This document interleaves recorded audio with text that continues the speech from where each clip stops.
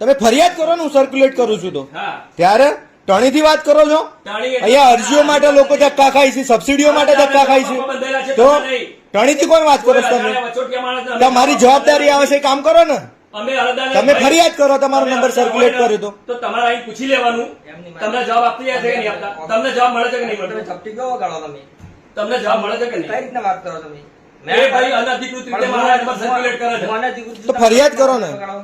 તો તમારે જે ફરિયાદ કરવી એ કરવાની, નંબરની વાતો નહીં અરે ભાઈ, કરવાની. મેં તો તમારી તમારા જનરલ મેનેજરની ફરિયાદ કરી કમિશનરમાં. ભાઈ મારો પ્રશ્ન સીએમ સાહેબ નહીં કરીશ. કરી ને હા. તો એ કરો ને. તો તમે કરો ને લેખિતમાં, ટણીથી ક્યાં વાત કરવાની આવે? હા તો તમે મારો નંબર શું કરવા સર્ક્યુલેટ કરો તો છો? ફરિયાદ કરો, હું મારે જે ફરિયાદ તો કરવાની એ કરીશ. ઉપલા અધિકારીને ફરિયાદ કરો. હા તો તમે અત્યારે બાર જાઓ, હું વાત જે કરવાનું શું કામ બહાર જાઓ? શું કામ બહાર જાઓ? મારા જે ફરિયાદ કરવી હું કરી દઈશ.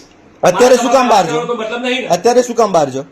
અત્યારે તમારા ભાઈ મારે કોઈ વાત કરવાનો મતલબ છે? હા તો શું કામ બહાર જાઉં હું અત્યારે? આ તો તમારું કોઈ કામ નહીં. ખાનગી ઓફિસ છે તમારી? ખાનગી ઓફિસની વાત પેઢી નથી. છે આ?